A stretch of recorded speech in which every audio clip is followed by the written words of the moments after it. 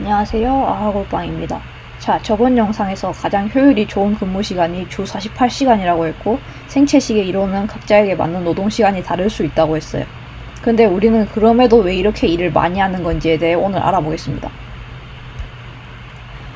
대부분의 사람들은 이제 노동 시간이라고 하면 9 to 6 정도라고 얘기를 하죠. 근데 이 노동 시간은 언제부터 정해졌을까요?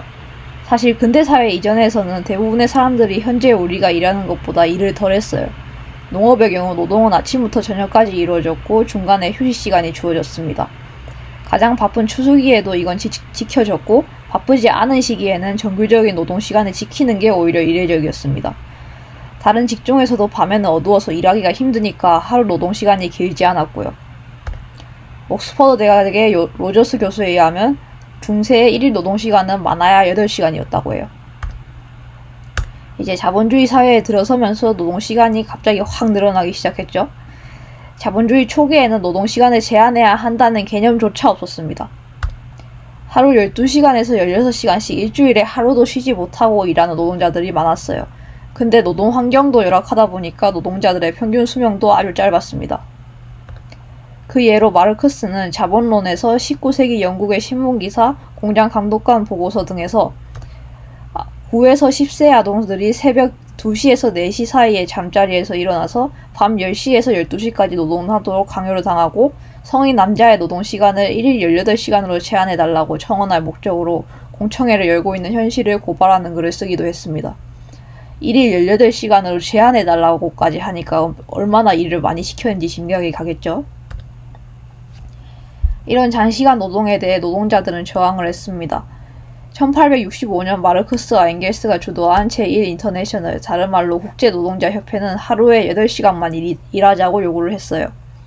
1886년에 5월 1일 미국 시카고에서도 노동자들은 하루 8시간 노동을 요구하며 총파업을 벌였습니다.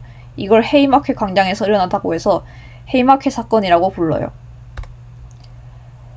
1889년 20여 개국의 사회주의 운동가와 노동제표자 등이 제2 인터내셔널을 결정하고 5월 1일을 메이데이로 삼아 헤이마켓 사건을 기념하기로 했습니다. 그리고 1890년 각국에서 열린 첫 메이데이 이후 지금까지 노동절은 이어져 오고 있어요. 그럼 우리나라의 노동시간 역사는 어떨까요? 한국에서 임금 노동자들이 널리 생겨난 것은 일제 식민지 시기부터였는데 그때 조선 노동자들의 노동시간은 일본 노동자들의 노동시간보다 훨씬 길었어요. 1933년 당시에 조선인의 약 절반 정도가 12시간 이상 일하고 있는데 일본 노동자의 경우 12시간 이상 일하는 사람은 거의 없었습니다.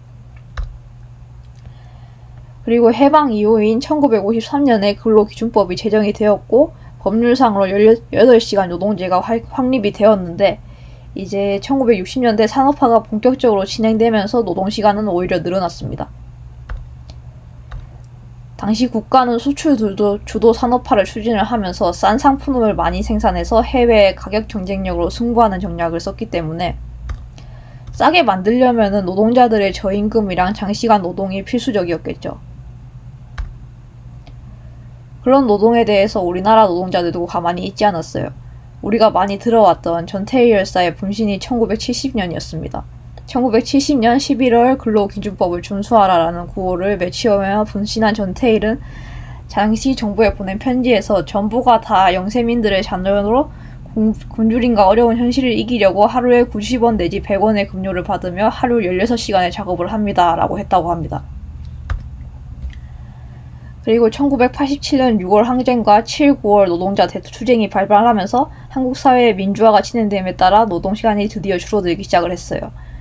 마침내 1989년 근로기준법이 개정되어 기본 근로시간이 주 48시간에서 46시간으로 다시 주 44시간으로 감축이 되었습니다.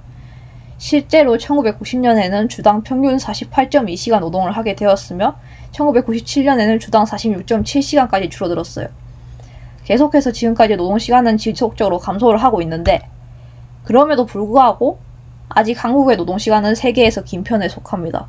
OECD 노동 통계에 따르면 한국의 2021년 연간 노동시간은 1915시간으로 OECD 회원국 평균 노동시간인 1716시간보다 199시간 많은 전체 5위를 기록하고 있어요.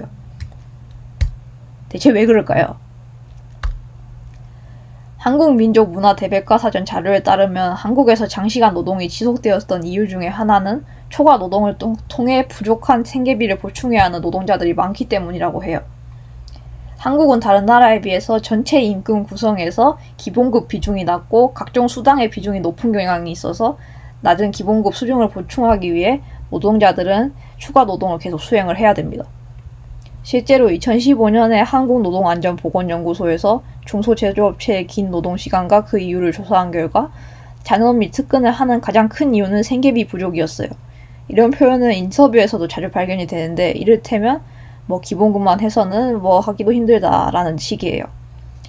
잔업 특근의 이유가 부족한 생계비를 보충하기 위함이라는 응답은 금속사업장의 여타 조사에서도 흔히 발견되는 내용입니다. 낮은 시간급 체계에서 비롯되는 공통성이 아닐까 추측할 수 있겠습니다. 다음으로 노후 생활이 불안해서와 조금이라도 건강할 때 돈을 벌어두려고의 평균 점수가 비교적 높았어요. 또한 2023년 숙대신보 기사에서는 고용노동부가 공개한 근로시간 관련 설문조사에서 사업자와 근로자에게 장시간 근로문화가 형성된 이유를 물었을 때 사업자는 고질적인 인력난 및 추가 인력 채용 부담을, 근로자는 관행적인 야근 문화 및 눈치 보기를 이유로 들었어요. 이제 정리를 해보면 우리나라의 긴 노동시간은 일제강점기 산업화에서부터 시작이 되어서 점점 줄어드는 추세지만 그럼에도 불구하고 다른 나라보다 긴 편이에요. 그 이유는 기본급이 낮고 인력을 채용하기가 부담스럽다는 문제가 있어요. 그럼 기본급을 올리고 인력을 채용하는 것을 정부가 도와주면 이 문제가 해결될 수 있을까요? 여러분은 어떻게 생각하시나요?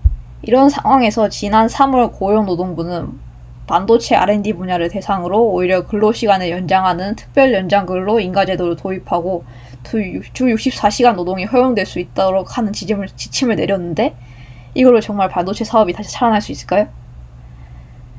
댓글 달아주시면 감사드리겠습니다.